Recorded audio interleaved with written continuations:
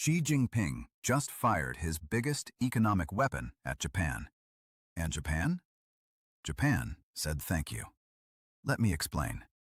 In November 2025, China banned its citizens from traveling to Japan.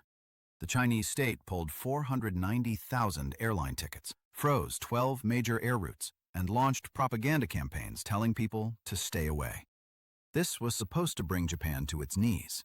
Empty hotels, bleeding merchants, a $2 billion hole in the economy. That was the plan. Instead, something incredible happened. Japan threw a party. Chinese tourists stopped coming, and the Japanese people celebrated in the streets. Why?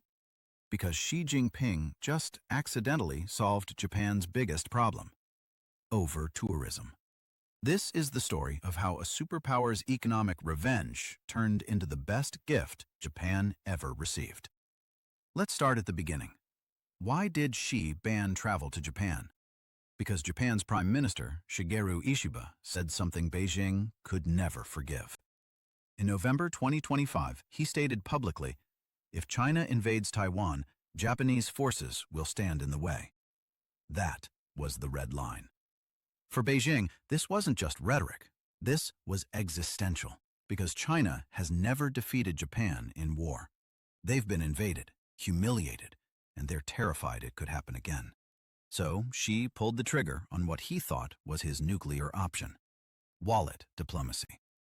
The theory was simple. Japanese hotels will empty, shops will close, and Tokyo will be forced to apologize. On paper, it was flawless. Japan Times, South China Morning Post, Reuters.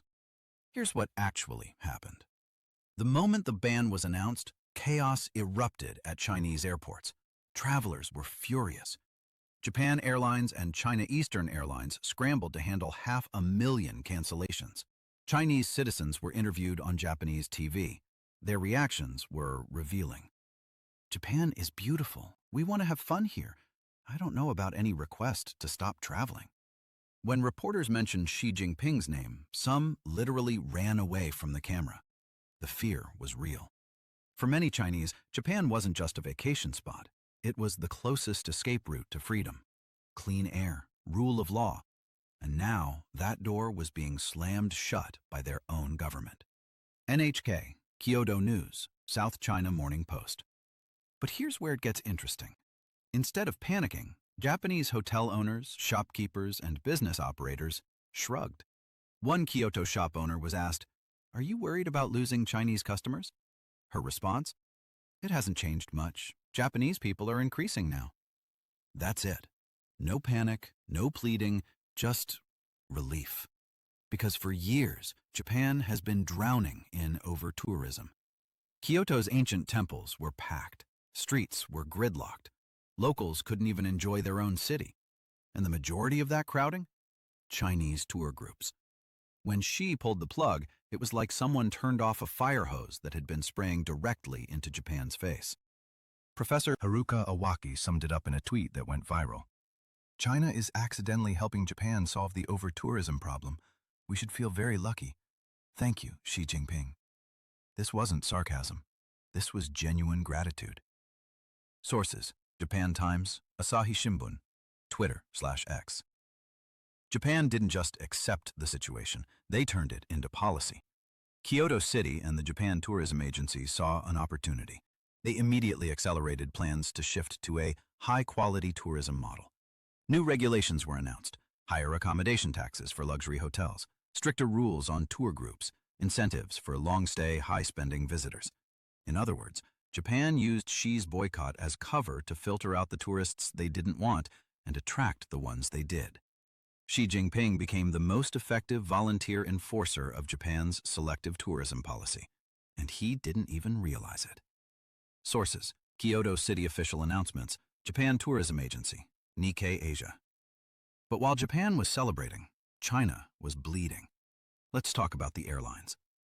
Air China, China Eastern, China Southern, these giants were already struggling after the pandemic, and their most profitable routes?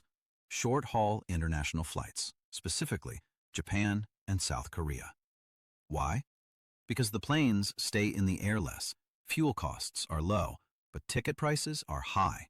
Occupancy rates above 90%. These routes were cash cows, and she just slaughtered them. When the Japan routes were frozen, those planes couldn't just sit in hangars. Planes burn money on the ground, so the airlines rerouted them to domestic Chinese routes. But there was already enough supply on domestic routes. Suddenly, there was a glut. Ticket prices collapsed. The term cheaper than cabbage started trending on Chinese social media. Airlines were selling tickets below cost just to avoid empty seats. Air China and the others reported billions of yuan in losses. Passenger numbers looked okay on paper, but revenue per seat, what the industry calls yield, plummeted. This wasn't strategy. This was economic suicide in slow motion. Sources: Caixin, South China Morning Post, Bloomberg. And it wasn't just corporate balance sheets. There was a human cost. The theory in Beijing was simple. If Chinese citizens don't go to Japan, they'll spend that money inside China. Domestic tourism will boom. But that's not how psychology works. When people are afraid of bans, afraid of the future, afraid of their own government, they don't spend. They save. They hunker down. Chinese domestic tourism didn't boom, it stagnated. Restaurants that depended on that seasonal spending, empty. Tour operators, bankrupt. Xi's plan was based on a substitution effect that never materialized, because fear doesn't create consumer confidence. It kills it. Sources: Caixin, Global Times, Financial Times. Meanwhile, Japan was quietly upgrading. The vacant hotel rooms and restaurant tables, they didn't stay empty. They were filled by American tourists, Australians, Europeans, Southeast Asians. And here's the kicker. These tourists spend more, they stay longer, and they follow the rules. Japan replaced its cheap, crowded customer base with elite, respectful travelers. Tourism revenue in Japan continued to rise despite the drop in Chinese visitors. This wasn't a crisis.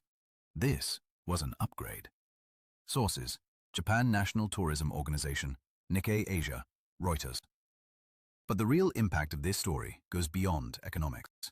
For years, international relations experts told us that China's market was irresistible, that no country could afford to alienate Beijing.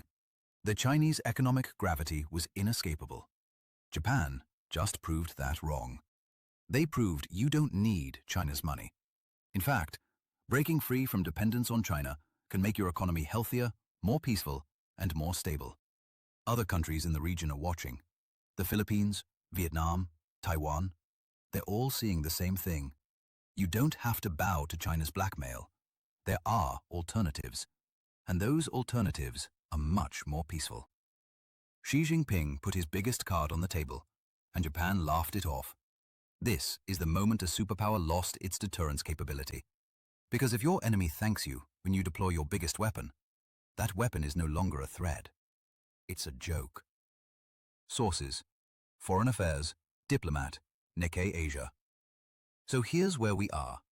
China threatened a $2 billion loss. Japan gained something money can't buy: social peace. The message from the Japanese people is echoing from Kyoto to Tokyo. Mr. Xi Jinping, thank you for this boycott. Please don't back down. Please don't normalize relations. Let those planes stay grounded.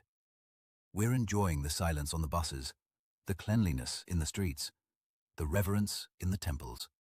You can keep this punishment going forever. We have no objection. What do you think? Is this the moment China's economic coercion stopped working? Or is Japan playing a dangerous game? Let me know in the comments. Subscribe, hit the bell, because the geopolitical chessboard just flipped. This is Global Power Report.